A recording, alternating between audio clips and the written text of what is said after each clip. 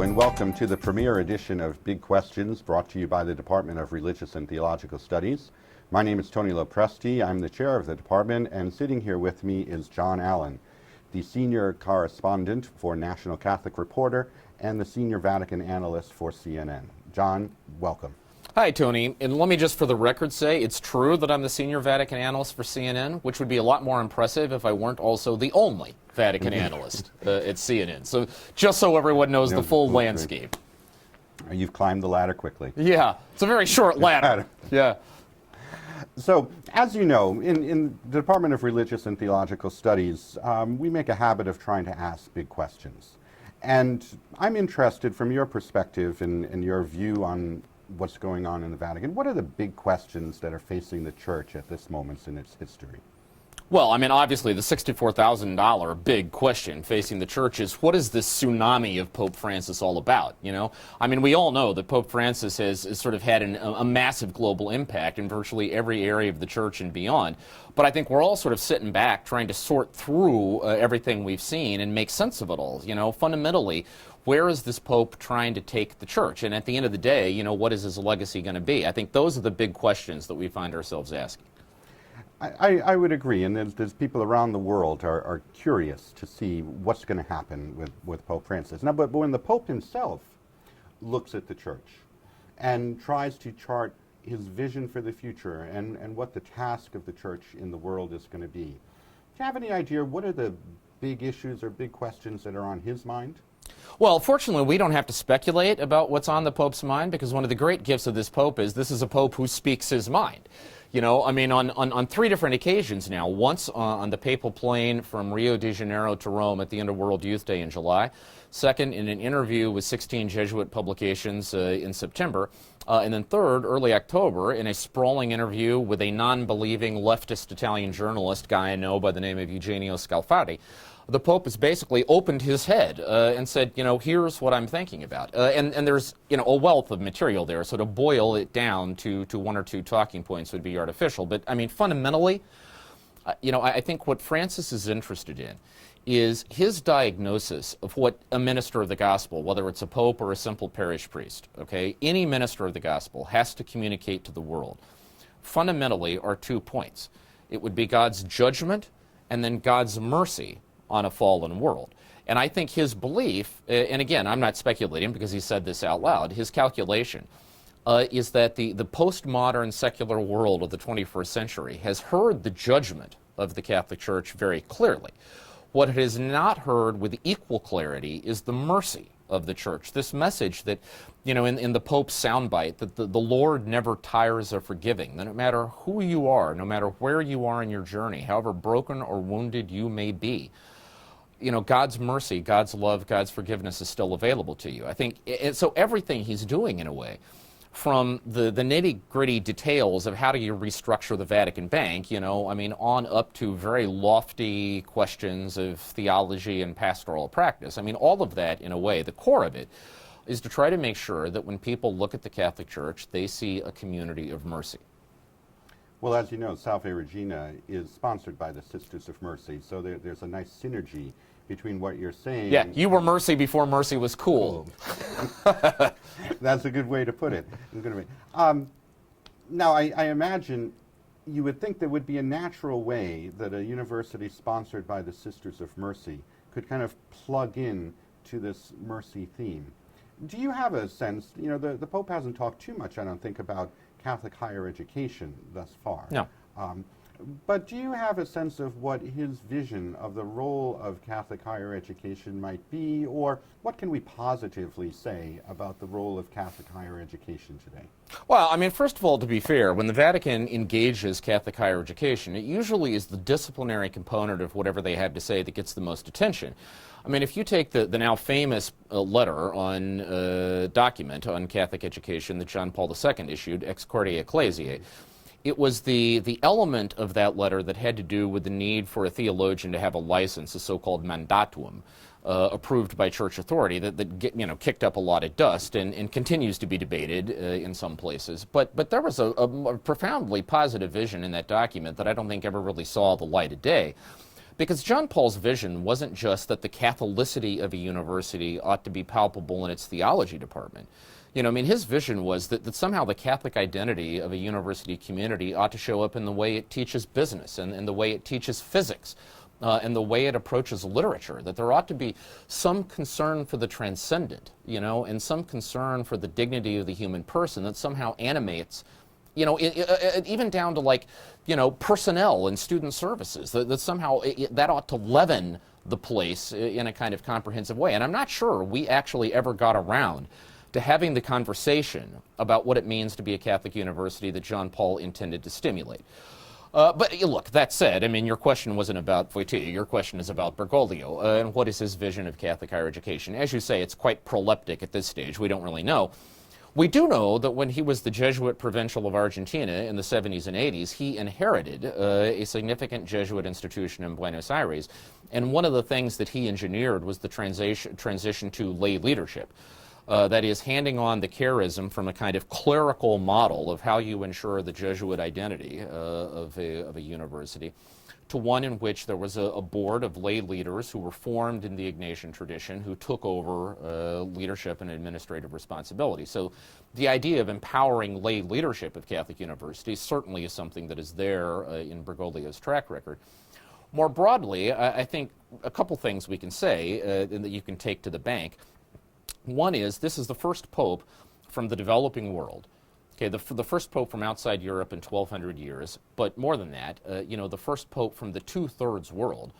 And of course, we live in a world today in which 2/3 of the 1.2 billion Catholics in the world live outside the West. That share is going to be 3/4 by mid-century. I think you can take to the bank that among the other things that Pope Francis believes a Catholic university ought to be doing is fostering a global perspective among its students. That is to say, I think he would argue that you should not be able to spend 4 years on a Catholic campus and not know that 3/4 of the Catholic population in your lifetime is going to be living in places like Africa, Latin America, Asia, the Middle East, and not have some sense of what the experience and the reality of those places is. Second, this is very much a pope of the social gospel, you know, who believes in, you know, his famous vision that he wants a poor church for the poor. So a church that stands in solidarity with the poor, that stands in solidarity with immigrants, that stands against war and for reconciliation, that is concerned with the environment, the spirit of service, I guess I would say. I think he would certainly believe that that ought to be at the heart of the Catholic educational enterprise. Now, when you talk about the people we're going to serve, one of the other characteristics that immediately comes to mind for me is that we are experiencing here a larger and larger population of students which are sometimes classified as the nuns, N-O-N-E-S, right? Those who come with very limited, if any, background in the church. And even those who were baptized Catholic, they're often raised by the generation of Catholics who perhaps are rebelling a bit from their own sort of strict Catholic upbringing and have kind of given a long leash to their children and not really introduced them to what you might call a robust sense of Catholic life and culture.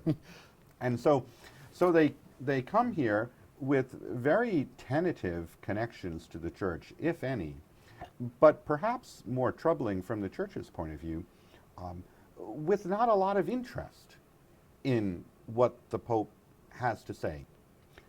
What does the church have to offer at this point in time to these young people who are, if not turned off, at least not necessarily turned on to traditional Catholicism in any way? They're looking for something that's going to be very relevant to their lives and are asking the question, why should I really care about what this man in white robes who lives 3,000 miles away has to say? What's the attraction of the church for these people? Well, I mean, listening to that preamble, a couple of things occur to me. I mean, one is you're absolutely right about the problem of religious illiteracy, and frankly, I think you're underselling it. Now, the good news is it's not just your students, okay? I mean, I trip across this all the time in my business as well, I mean, the media business. I mean, in my business, you know, somebody who has never seen a baseball game would never have the guts to go on TV and comment on last night's, you know, Red Sox-Cardinals game. Somebody who can't balance their checkbook would not go on air and pontificate on the AIG meltdown. But somebody whose sense of religion is stuck in their third grade Bible study has no problem going on the air and popping off about, whatever's going on in the Southern Baptist Convention or in the Vatican or wherever. So we've kind of got an epidemic of religious illiteracy in this world, and I frankly think that one of the roles I would like to see Catholic higher education play is trying to tackle that. That said, for somebody who's coming from that frame of reference, who is not only functionally religiously illiterate, but doesn't see a problem with that, how do you reach those folks? Well, I mean, the one thing I'm not sure I have a magic bullet, but the one thing I would say is that in some ways is the miracle of Pope Francis. That is precisely the crowd that he's reaching. I mean, look, John Paul II was a global media sensation in his own time as well.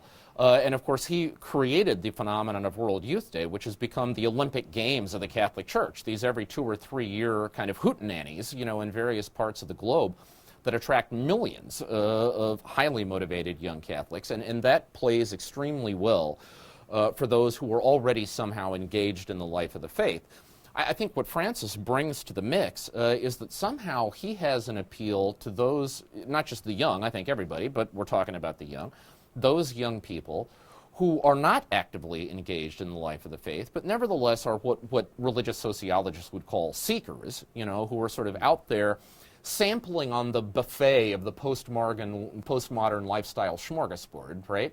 Looking for some sense of direction, looking for some sense of meaning, looking for something to inspire them. And there's something about Francis, what all the poll numbers tell us and all the focus groups tell us, is that there's something about this figure that speaks to that slice of life. And I think, therefore, represents a kind of missionary calling card, if you like, or a kind of point of entry, where you can talk about, well, what do you like about Francis? And what the typical seeker will tell you is, well, he's very humble, and he's very simple, and he seems to really like ordinary people. All right? Then the next question becomes, well, so where does that come from? I mean, in his own mind, what is that based on? And then that allows you to get into the gospel principles of sort of mercy and solidarity and compassion that are the foundation of Francis's personal spirituality, of course, but are also, very traditional principles of the Christian package writ large.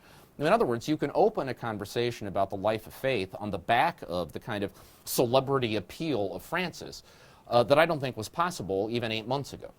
But one last question that occurred to me when you were talking. If you were sitting down with the Pope, what would be your questions to him? If I had a more extended opportunity to sit down with Francis, maybe over an hour, and sort of talk things out, what I would really be interested in knowing is he clearly wants to be the Pope of mercy. What does mercy as a program of governance for the Catholic Church actually look like? What does that mean in terms of church finance? What does that mean in terms of the kinds of bishops that get appointed? What does that mean in terms of the mechanisms of distributing authority in the church? What does it mean in terms of the church's pastoral priorities? Now, I mean, I think we're getting answers to that on the fly as Francis governs. But I think to get him to talk about that and kind of lay it out in a systematic way, that would be fascinating.